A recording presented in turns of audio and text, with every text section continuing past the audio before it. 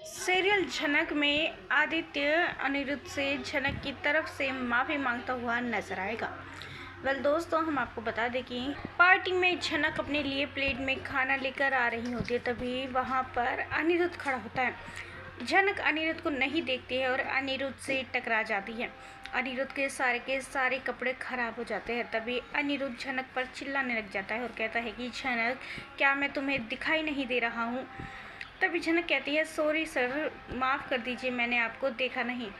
तभी अनिरुद्ध अपनी सारी भड़ास निकाल देता है और कहता है कि आजकल तुम मुझे देख ही कह रही हो, आजकल तुम्हारी नज़रें तो किसी और को देख रही है, कहीं और है तुम्हारी नज़रें, तुम्हारे दिलो दिमाग में कोई और घुसा हुआ है झनक, इसलिए कोई दूसरा सामने वाला तुम्हें दिखाई ही नहीं देता है। वहीं पर आदित्य पहुंच जाता है और अनिरुद्ध से कहता है कि अनिरुद्ध, माफ़ कर दो, झनक की तरफ से मैं तुमसे माफ़ी मांगता हूँ। झनक ने जानबूझकर तुम्हारे ऊपर खाना नहीं फेंका, दरअसल वो उसने तुम्हें देखा नहीं और वो तुमसे टकरा गई। मैं माफ़ी मांग रहा हूँ झनक की तरफ से, तुम माफ़ कर देना। तभी अनिरुद्ध कहता है कि आजकल झनक किसी को देखती ही कहाँ है, वो तो सिर्फ और सिर्फ तुम्हें देखती है आदित्य कपूर, उसकी आंखें तुम्हें निहारती रहती है, उसके दिलो दिमाग में तुम घुसे हुए हो, मुझे तो वो देखती ही नहीं है, मेरे बारे में तो कुछ सोचती ही नहीं है। मैं ये नहीं पता मुझे कि वो ऐसा क्यों कर रही है, लेकिन वो जो भी कर रही है सरासर गलत कर रही है।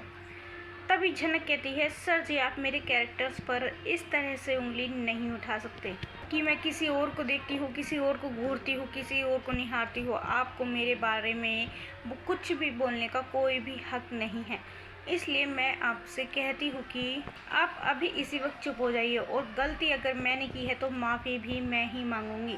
आदित्य सर आपसे माफ़ी नहीं मांगेंगे। तभी अनिरुद्ध कहता है, तुम बिल्कुल सही कह रही हो झनक, गलती तुमने की है तो माफ़ी भी तुम ही मांगोगी, तुम्हें मुझसे माफ़ी मांगनी चाहिए, आदित्य को तुम्हारी सपोर्ट में नहीं बोलना चाहिए।